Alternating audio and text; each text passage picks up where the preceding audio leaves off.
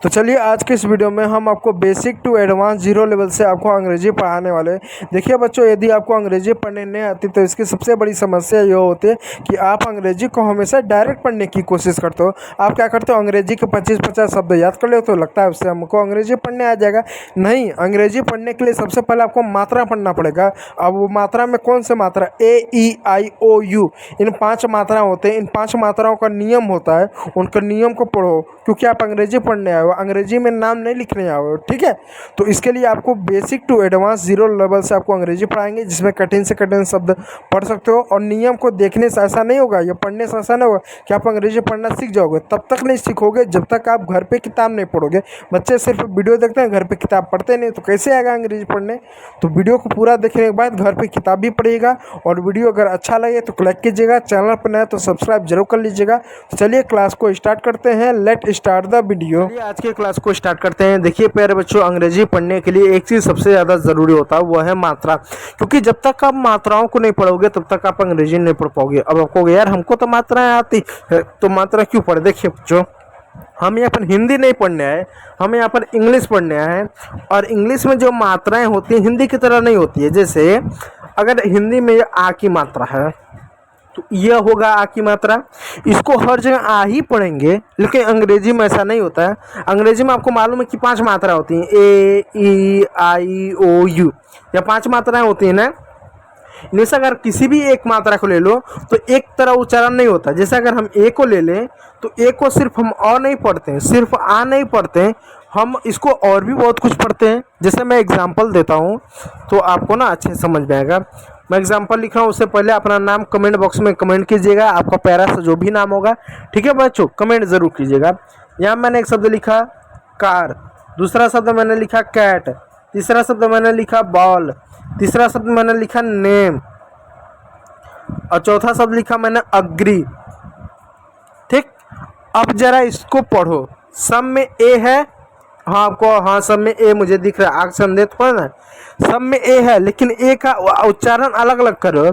इसमें ए को आप आ पढ़ रहे हो, तभी तो कार हुआ, स्टार हुआ, मार्केट हुआ, फादर हुआ। ए को आ पढ़ रहे हो। इसमें ए को आप ए की मात्रा पढ़ो। जैसे कैट हुआ, रैट हुआ, बैट हुआ, मैट हुआ, ए की मात्रा पढ़ो। इसमें ए को औ पढ़ रहे हो, औ। जैसे ball, call, mall, hall, stall, all, long, long में वो आ जाता है, माफी चाहूँगा। तो यानी औ की मात्रा पढ़ लो। नेम में ए को क्या पढ़ लो, ए की मात्रा पढ़ो। ए से एडी वाला आता ना, लात वाला मात्रा, ए की मात्रा पढ़ो। जैसे name, date, late, cake, make, hate, A की मात्रा पढ़ो। और यहाँ पे इसको क्या पढ़ते हो, अग्री पढ़ते हो, अग्रीमेंट पढ़ते हो, ऑरेंज पढ़ते हो, अनदर पढ़ते हो, अबाउट पढ़ते हो, अगो पढ़ते हो, अनाउंस पढ़ते हो, अनाउंस्ड पढ़ते हो। तो अ पढ़ रहे हो, ऐसा क्यों। तो इसका मतलब है हिंदी की तरह नियम नहीं है। हिंदी में ये लिख दिया कि चलो ये आ है तो इसको हमेशा आ ही पढ़ेंगे, या ई नहीं हो जाएगा, ऊ नहीं हो जाएगा, री नहीं होगा। लेकिन अगर मैंने कहा ये ए है तो इसको अ भी पढ़ सकते हैं, आ भी पढ़ सकते हैं, ए भी पढ़ सकते हैं, ऐ भी पढ़ सकते हैं, औ भी पढ़ सकते हैं, और न जाने क्या क्या पढ़ सकते हैं। तो अब सवाल उठता है यार इसको हम पढ़ेंगे क्या, ए पढ़ें, ऐ पढ़ें, क्या पढ़ें, तो हम परेशान हो जाएंगे। बताता हूँ आपको। तो नियम बताना पड़ेगा कि कब इसको क्या पढ़ेंगे। तो नियम देखो, नियम क्या, उस नियम को जानो। जब तक नियम नहीं जानोगे तब तक आप नहीं पढ़ पाओगे। ठीक है, नियम जानो। देखो नियम क्या कहता है कि जब भी अंग्रेजी के किसी भी शब्द में ए के बाद ST आए, SK आए, या ए आए, या SS आए, इनमें से कुछ भी आपको मिल जाए, आप हमेशा ए को आप आ की मात्रा पढ़ोगे। किसकी मात्रा पढ़ोगे, आ की मात्रा पढ़ोगे। आप इस बात को नोट कर लेना कि अंग्रेजी में किसी भी शब्द के में ए के बाद अगर ST मिल जाए, SK मिल जाए, SS मिल जाए, ए मिल जाए, ए नहीं आर मिल जाए, आर मिल जाए, आप हमेशा ए को आ की मात्रा पढ़ोगे। आप कहोगे हम कैसे माने, चलो बताता हूँ। यहाँ पर जितने भी शब्द है सभी शब्दों में ए आपको देखने को मिल रहा होगा। इन सभी शब्दों में या तो आपको एस टी मिलेगा या तो एस के मिलेगा ए के बाद, आप पढ़ोगे। यहाँ पर देखो एक शब्द है जिसको आप पास्ट पढ़ते हो, PAST, इसको आपने पास्ट पढ़ा। क्यों पास्ट पढ़ा? क्योंकि ए के बाद एस टी है। अब देखो पी का क्या लिखेंगे? प लिखेंगे। ए का क्या लिखेंगे? आ की मात्रा लिखेंगे। और मैं आपको बार बार लगातार एक बात बोलता चलता आ रहा हूँ, रटवाता चलता आ रहा हूँ कि जब दो कॉन्सोनेंट एक साथ होते हैं तो पहले वाले कॉन्सोनेंट को हिंदी में आधा लिखते हैं। यह एस है, एस को पूरा 100 लिखते हैं। ये टी है, टी को ट लिखते हैं। तो एस का आधा 100 कर दें और टी को ट कर दें तो हो गया पास्ट। ठीक। अब यहाँ पर फिर देखो एक शब्द है FAST, ए के बाद क्या है? ST है, तो इसको फास्ट पढ़ेंगे। कैसे फास्ट हुआ? एफ का फ हो गया, ए है तो आ ही पढ़ेंगे, तो आ की मात्रा लगाएंगे, आ नहीं लिखेंगे। और ST यानी दो कॉन्सोनेंट एक साथ होते हैं तो पहले वाले कॉन्सोनेंट को आधा लिखते हैं, तो आधा सा हो गया, फिर ट हो गया फास्ट हुआ, लास्ट हुआ, कास्ट हुआ। अब बच्चों का सवाल होगा इसका कोई क्या पढ़ेंगे? MASK, इसको मार्क्स पढ़ेंगे क्योंकि SK है वही चलेगा। M का म, ए का आ, आधा स, फिर क, मार्क्स हो गया। बच्चे पूछेंगे इसको क्या पढ़ेंगे? ASK, आक्स को पढ़ेंगे। ए का आ लिख दिए, अच्छा और आ की मात्रा ऐसा लिखो चाहे आ लिखो, जो कि शब्द शुरुआत ए से हुआ है इसलिए मात्रा किस पे लगाएंगे, इसलिए आ लिख दिए। फिर आधा स, फिर क लिख दिए, आक्स हो गया। अब चलो कुछ और शब्द बताता हूँ, जैसे क्लास हो गया, जैसे ग्लास हो गया।